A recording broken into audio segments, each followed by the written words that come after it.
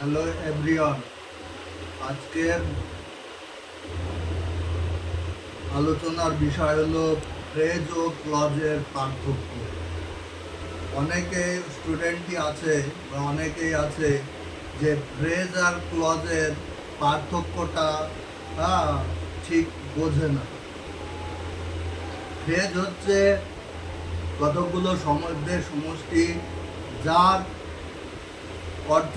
অর্থের দিক থেকে অসম্পূর্ণ এবং যার সাবজেক্ট বা ফাইনাইট ভার্ব থাকে না।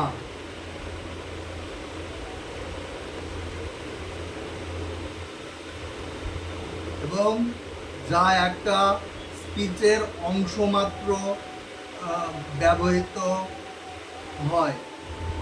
আর ক্লজ হলো কতগুলো শব্দের সমষ্টি যার সাবজেক্ট ও প্রেডিকেট আছে এবং যা একটা বাক্যের অংশ হিসাবে কাজ করে এবং যা অর্থের দিক থেকে সম্পূর্ণ।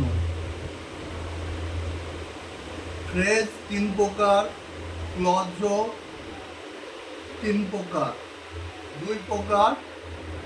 ক্লজ দুই প্রকার, principal clause, subordinate clause. Subordinate ক্লজের তিনটে ভাগ: noun clause, adjective clause, adverb clause. ফ্রেজেরও তিন প্রকার: noun phrase, adjective phrase, adverb phrase. এবার যে ফ্রেজ নাউনের মতো কাজ করে তাকে বলে নাউন ফ্রেজ, যে ফ্রেজ অ্যাডজেক্টিভের মতো কাজ করে তাকে বলা হয় অ্যাডজেক্টিভ ফ্রেজ, যে ফ্রেজ অ্যাডভার্বের মতো কাজ করে তাকে বলা হয় অ্যাডভার্ব ফ্রেজ। ঠিক তেমনই যে ক্লজ নাউনের মতো কাজ করে তাকে বলা হয় নাউন ক্লজ, যে ক্লজ অ্যাডজেক্টিভের মতো কাজ করে তাকে বলা হয় অ্যাডজেক্টিভ ক্লজ, যে ক্লজ অ্যাডভার্বের মতো কাজ করে তাকে বলা হয় অ্যাডভার্ব ক্লজ।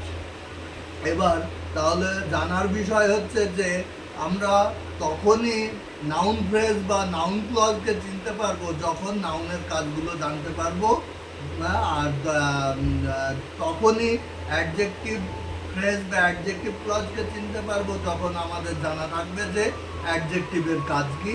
আর অ্যাডভার্ব ফ্রেজ বা অ্যাডভার্ব ক্লজ আমরা তখনই জানতে পারবো, চিনতে পারবো যখন অ্যাডভার্বের কাজগুলো কি আমাদের জানা থাকবে।